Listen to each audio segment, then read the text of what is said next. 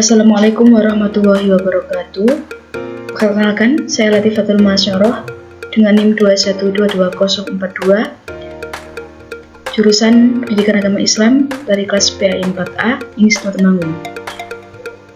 Untuk memenuhi tugas ulangan tengah semester mata kuliah Psikologi Anak yang diampu oleh Ibu Asih Pujastuti, saya akan membuat video pembelajaran mengenai tugas perkembangan anak, yakni faktor pendukung serta penghambatnya.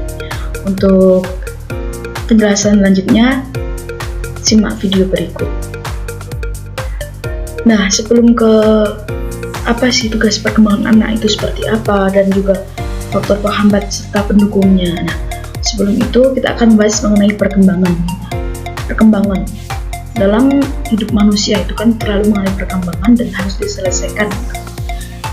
Kenapa? Karena dituntut untuk menyelesaikan tugas-tugas yang ada pada fase atau usia tersebut. Nah, sebagai makhluk sosial sendiri, manusia itu kan dipengaruhi oleh lingkungan dalam kehidupannya, sehingga berpengaruh terhadap perkembangan tadi itu kan disesuaikan dengan lingkungan. Terlebih ada usia dewasa, kemudian anak-anak dan lain sebagainya itu kan juga harus dipantau. Kemudian apa sih tujuan perkembangan itu? Nah, salah satunya yakni tujuan perkembangan, yakni untuk mempertahankan hidup. Ketika sudah dewasa kita harus bisa seperti ini, kemudian ketika usia remaja kita harus bisa melakukan seperti apa, itu kan untuk mempertahankan hidup kita sebagai seorang manusia sendiri. Kemudian untuk mencapai aktualisasi diri atau pengembangan potensi diri yang tertinggi, kita memiliki kemampuan seperti apa itu kan harus dikembangkan. Nah, kemudian apa sih tugas perkembangan itu? Menurut Hafigross 1961 itu mengungkapkan tugas perkembangan merupakan tugas-tugas yang harus diselesaikan oleh individu pada fase atau periode tertentu. Nah, artinya apa? Berbeda-beda itu. Misalnya pada anak-anak tugas perkembangannya misalnya belajar berjalan, kemudian keberhasilan dalam membentuk pribadi yang istilahnya mulai melakukan kegiatan-kegiatan mandiri gitu, mencoba-coba. Kemudian pada usia remaja dan dewasa itu kan berbeda-beda tugasnya, mungkin hal-hal yang harus dicapai itu sudah berbeda. Kemudian bila berhasil mencapainya mereka akan bahagia, sedangkan apabila gagal akan kecewa bahkan dicela. Sehingga bagaimana tugas perkembangan itu selesai itu kan harus apa ya istilahnya diarahkan atau mengenai perkembangan itu sendiri. Dan bahkan kalau gagal itu akan sulit mengalami perkembangan pada fase berikutnya, itu kan itu terlambat gitu. Misalnya pada fase remaja harusnya bisa seperti ini tapi tidak, itu kan akan susah ketika dewasanya gitu.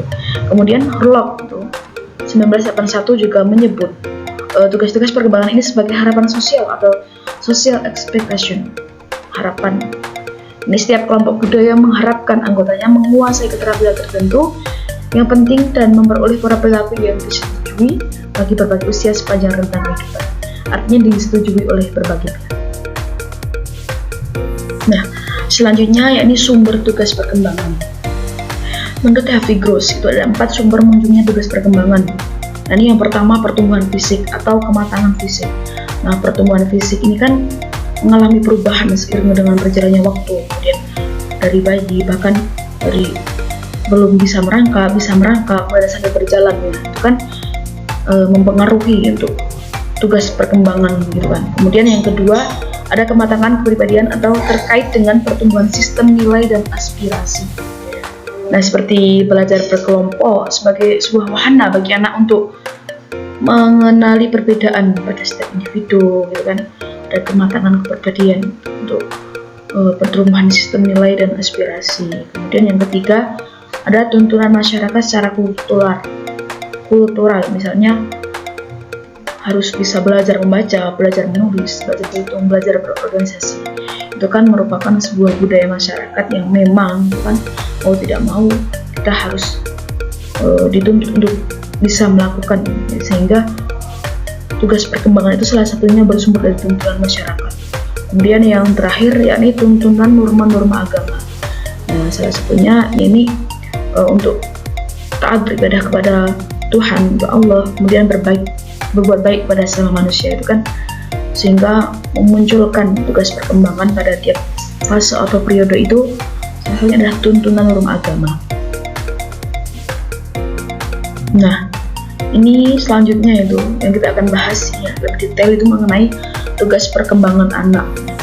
Tugas perkembangan anak tadi kan dijelaskan dari beberapa fase, sehingga ini ada beberapa pembagian menurut tiap fasenya. Nah, menurut Hafigo sendiri, yang pertama itu ada masa bayi dan anak-anak dalam usia rentang 0 sampai 6 bulan.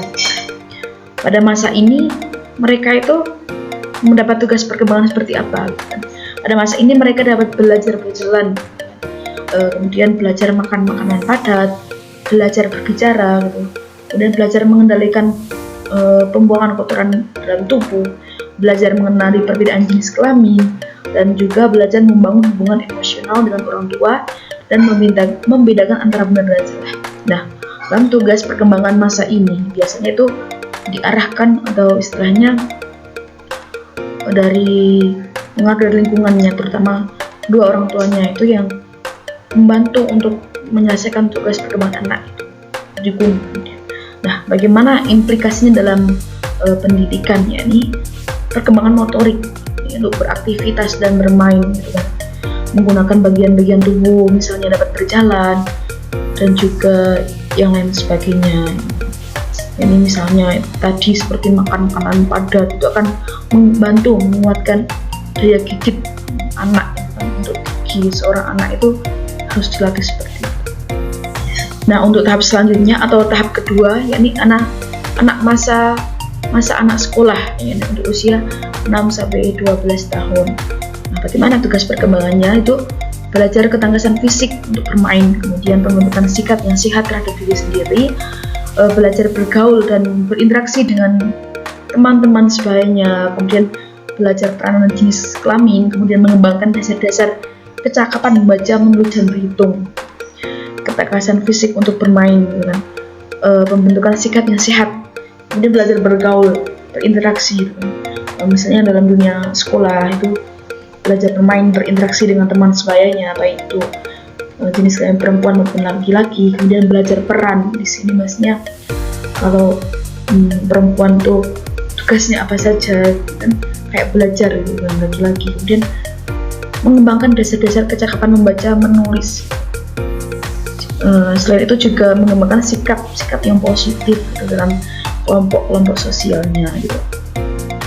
Nah, bagaimana implikasinya dalam sebuah pendidikan? Ini mendidik moral, spiritual, nilai sosial, dan nurani yang dikembangkan karena sebuah respon yang baik. Nah, anak pada usia tersebut itu kan cepat tanggap istilahnya atau responsif gitu, sehingga pendidikan moral pada usia ini sangat-sangat berpengaruh pada diri individu yang dipengaruhi oleh lingkungan, kemudian juga apa istilahnya, sehingga pada usia ini itu kan harus dituntut anak seorang guru atau mungkin orang tua itu untuk menyaring hal-hal yang sekiranya baik gitu kan, yang bagaimana yang harus diajarkan dan lain sebagainya. Nah, tahap ketiga atau masa remaja, biasanya rentang usianya itu 13 sampai 18 tahun. Bagaimana tugas perkembangan pada anak usia ini ya? Itu yakni menerima keadaan jasmaniah dan menggunakannya secara efektif. Kemudian menerima peranan sosial jenis kelamin sebagai pria atau wanita, membangun hubungan baru dengan teman sebaya, kemudian mencapai kemandirian emosional dari orang tua dan orang dewasa lainnya, kemudian memperoleh kepastian dalam mengatur keuangan pribadi, dalam mempersiapkan karir yang diinginkan, serta menyiapkan diri untuk pernikahan di masa depan. Nah, kemudian apa sih membangun hubungan baru dengan teman sebaya itu kan, lebih matang hubungan yang bisa bersahabat dan lain sebagainya. Kemudian sebagai peran sosial sebagai seorang perempuan dan laki-laki itu seperti apa, dan juga mencapai kemandirian emosional, mampu mengontrol emosi, selanjutnya membedakan gitu kan, harus bersikap bagaimana bertindak, kemudian mencapai atau mengatur keuangan pribadi itu kan, misalnya salah satunya itu diberi saku berapa, itu harus bisa mampu mengatur keuangannya untuk lain sebagainya itu bagaimana, itu kan belajar di situ. Kemudian mempersiapkan karir yang diinginkan, itu belajar bagaimana tugas-tugas yang harus dihadapi gitu, dan bagaimana implikasinya terhadap pendidikan itu. Ini peran dan guru serta orang tua itu untuk membangun rasa kepercayaan diri serta bimbingan dan didikan. Jadi lebih ke pengarahan itu kan, untuk bagaimana dia bisa memiliki kepercayaan diri gitu kan, harus dididik gitu. Kemudian bagaimana untuk tahap yang keempat atau masa dewasa awal, ini mulai bekerja kan.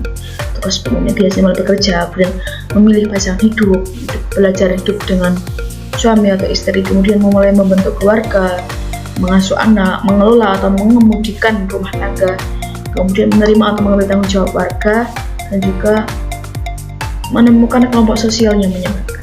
Ini sudah mulai fokus pada kehidupan, pekerjaan, kemudian pasangan, kemudian anak, dan lain sebagainya. Kemudian yang terakhir yakni masa usia madya atau masa dewasa akhir, yakni mengambil tanggung jawab sebagai individu dewasa, membentuk dan memelihara standar kehidupan yang diinginkan, mendukung anak-anak remaja dalam perjalanan menuju kedewasaan, menetapkan dan menjaga standar kehidupan ekonomi untuk diri sendiri, kemudian mengembangkan aktivitas hobi ataupun waktu luang, sehingga lebih berfokus itu pada kehidupan pribadi, namun juga memantau kondisi mungkin anak-anak, cucunya atau yang lain sebagainya.